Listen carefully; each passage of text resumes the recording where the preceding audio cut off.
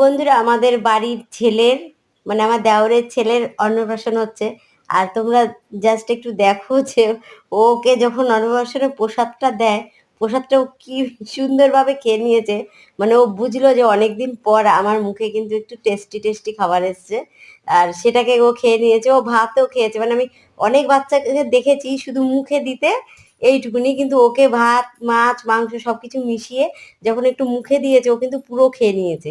আর সেটাই তোমাদের আমি দেখাবো আজকে। দেখো, এই দেখো প্রসাদটা ওর দাদু মুখে দিচ্ছে।